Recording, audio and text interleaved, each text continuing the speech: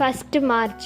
இன்றைக்கி ஏசப்பா நம்மளை பார்த்து என்ன சொல்கிறாங்கன்னா, திரும்பு, உன் மீறுதல்களை மேகத்தைப் போலவும் உன் பாவங்களை கார்மேகத்தைப் போலவும் அகற்றி விட்டேன், என்னிடத்தில் திரும்பு, உன்னை நான் மீட்டு கொண்டேன்னு ஏசாயா 44:22 சொல்லப்பட்டிருக்கு.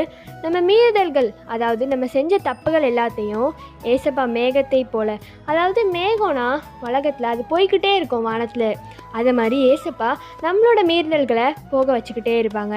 நம்மளோட பாவங்களை கார்மேகத்தை போலவும்னா நிறைய பாவம் செஞ்சுருப்போம், அதெல்லாம் கார்மேகம்னா ரொம்ப இருண்ட மேகம்.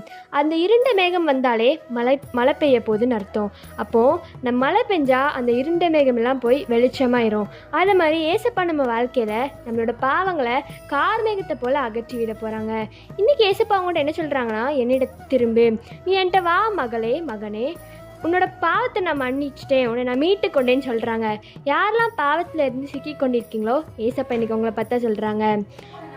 இன்றைக்கி ஏசப்பாட்ட நம்ம என்ன கேட்கணுன்னா, ஏசப்பா என் மீறுதலை நீங்கள் மேகத்தை போலவும் என்னோடய பாவங்களை நீங்கள் கார்மேகத்தை போலவும் அகற்றி விடுங்க ஏசப்பா, நான் உங்ககிட்ட திரும்பி வரேன்னு நீங்கள் மீட்டுக்கொள்ளுங்கன்னு கேளுங்க.